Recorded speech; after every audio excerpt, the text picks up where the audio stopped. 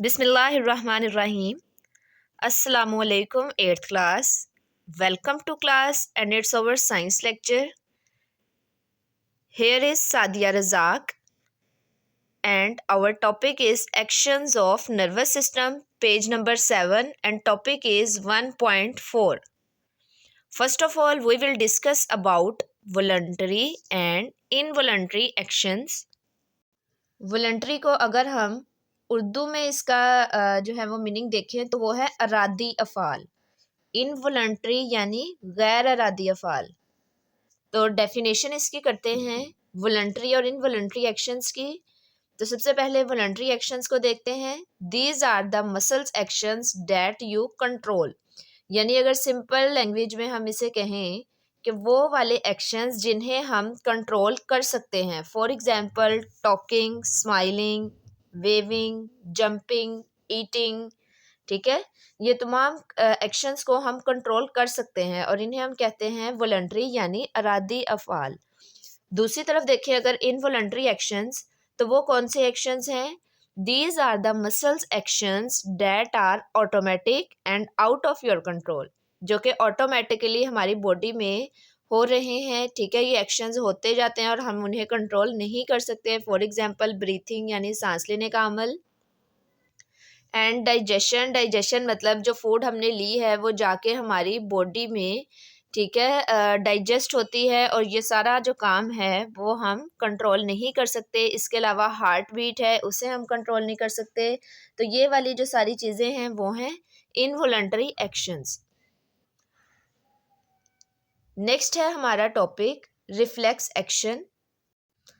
इसको अगर हम डिफाइन करें, an immediate and involuntary action of stimulus, किसी भी स्टिमुलस का अचानक, ठीक है, और गैर अरादी जो है वो रिस्पॉन्स, उसे हम कहते हैं रिफ्लेक्स एक्शन। फॉर एग्जांपल अगर हमने किसी हॉट ऑब्जेक्ट को टच किया है तो फ़ौरन से हम हाथ क्या करते हैं, पीछे की तरफ खींचते हैं, और ये हमारा जो है वो रिफ्लेक्स एक्शन है। तो एग्जांपल इसकी यहाँ यही है, quick pulling of hand just after touching hot object, यानी जब हमने यहाँ पे कैंडल देखें, ठीक है, कैंडल है, हॉट ऑब्जेक्ट है, टेम्परेचर इसका ज़्यादा है, जैसे ही हमारी स्किन को वो टेम्परेचर जो है वो फील करेगी हमारी स्किन, तो फ़ौरन से हम हाथ पीछे खींचते हैं और इसके पीछे हमारा पूरा जो नर्वस सिस्टम है वो इन्वॉल्व है।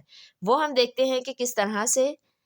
उससे पहले हम कुछ रिफ्लेक्स एक्शंस की एग्जांपल देख लेते हैं कि जैसे अभी मैंने आपको एग्जांपल दी हॉट ऑब्जेक्ट की, लेकिन यहाँ पे अगर स्टिमुलस होगा हमारे पास डिलीशियस फूड, यानी कोई बहुत अच्छी आपकी फेवरेट, ठीक है, टेस्टी फूड आपके सामने आ जाए तो मुंह में पानी आ जाता है, ठीक है, जिसे हम कहते हैं सलाइवेशन, ठीक है।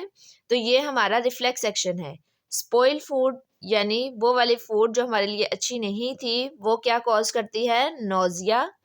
N object reaching to your eye, अगर हमारी आंख के अंदर कुछ जाने लगता है तो फ़ौरन से हम क्या करते हैं, ब्लिंकिंग, यानी हमारी आइज़ जो हैं वो हम झपकना शुरू कर देते हैं, ठीक है। ये भी रिफ्लेक्स एक्शन की एग्जांपल है।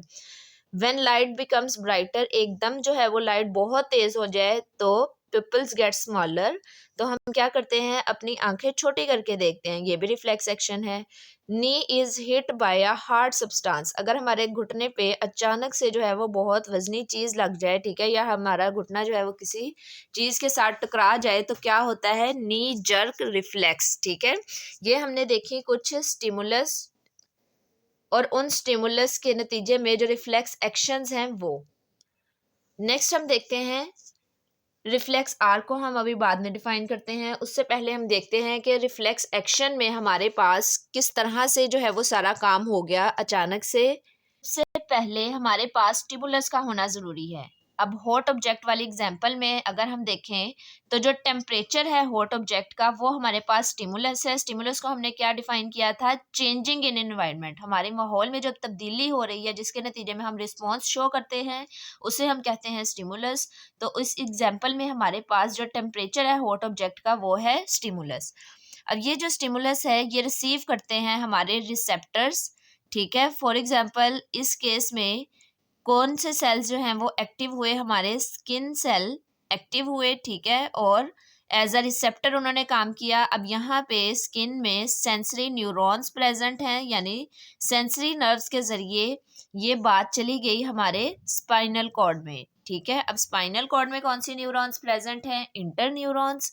और इंटर न्यूरॉन्स ने जो है वो स्पाइनल कॉर्ड में अपना काम किया, और देन जो मैसेज है वो मोटर न्यूरॉन के जरिए हमारे इफेक्टर्स तक गया।